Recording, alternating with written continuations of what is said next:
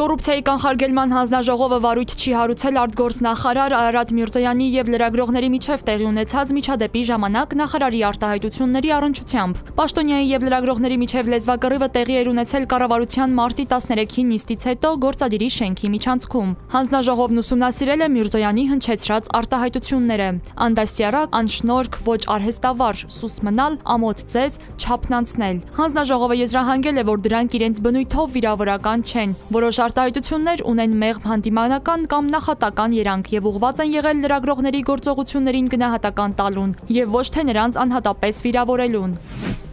Նախկին փոխվարչապետ Արմեն Գևորգյանը մեղադրվում է շուրջ 5 միլիարդ դրամի փողերի լվացման համար։ Նրա վերաբերյալ քրեական վարույթով նախաքննությունն ավարտվել է, հայտնում են Հակակոռուպցիոն կոմիտեից։ Հաղորդվում է, որ վարույթի նյութերը մեղադրական եզրակացությամբ հանձնվել են հսկող դատախազին այն հաստատելու և դատարան ուղարկելու միջնորդությամբ։ Միացյալ Նահանգների ֆինանսավորմամբ Մեծամորի ատոմակայանում 3,4 միլիոն դոլար արժողությամբ գերժամանակակից վարժասարք է գործարկվել, հայտնում է Հայաստանում ԱՄՆ դեսպանատունը։ Նշվում է, որ սա ԱՄՆ էներգետիկայի դեպարտամենտի և հայկական ատոմակայանի համագործակցության արդյունքն է, ինչը էներգիայի ոլորտում Հայաստանի հետ Միացյալ Նահանգների ավելի քան 25 տարվա գործակցության հերթական ձեռքբերումներից է։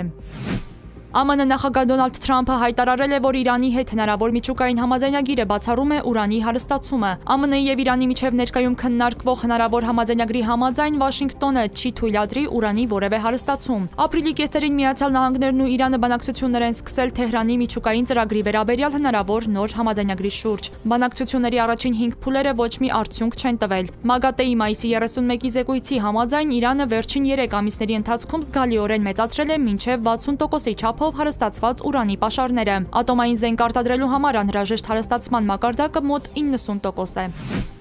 Ռուսաստանի, ԱՄՆ-ի և Ուկրաինայի նախագահների եռակողմ հանդիպում առաջիկայում հազիվ թե հնարավոր է, հայտարարել է Կրեմլի խոսնակ Դմիտրի Պեսկովը։ Նա հավելել է, Վլադիմիր Պուտինը բազմիցս ընդգծել է իր պատրաստակամությունը ամենաբարձր մակարդակով շփումների հարցում, սակայն այդ շփումները պետք է լինեն արդեն իսկ տեխնիկական մակարդակով մշակված, փորձագիտական մակարդակով պայմանավորվածությունների արդյունք։ Սպիտակ տունն ավելի վաղ հայտարարել էր, որ ԱՄՆ նախագահը բաց է Պուտինի և Զելենսկիի հետ եռակողմ հանդիպման համար։ Թուրքիայի նախագահն իր հերթին պատրաստակամություն է հայտնել հյուրընկալել Զելենսկի-Թրամփ-Պուտին հանդիպումը Ստամբուլում կամ Անկարայում։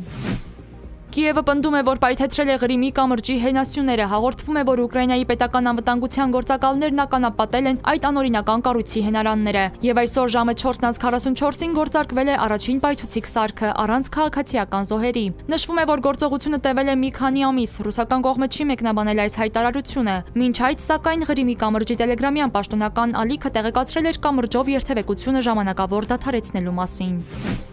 Սիցիլիայի Էթնա հրաբխից մոխրի, գազի և քարերի հսկայական սյուն է ժայթքել, որի բարձրությունը հասել է 6,5 կիլոմետրի։ Օդային տագնապը կարմիր աստիճանի է հասել հունիսի 2-ին, այս պահին այն նարնջագույն է մնում։ Իտալիայի երկրաֆիզիկայի և հրաբխագիտության ազգային ինստիտուտի տվյալներով ժայթքման բնույթը հուշում է, որ խառնարանի մի կողմում ամենայն հավանականությամբ փլուզում է տեղի ունեցել։ Մոխրի և գազի ամպը բարձրանում է գագաթի խառնարաններից մոտ 10 կիլոմետր բարձրությամբ։ Էթնան Եվրոպայի ամենամեծ գործող հրաբուխն է, սակայն Իտալիայի իշխանությունները հայտարարում են, որ այս պահին բնակչության համար վտանգ չկա։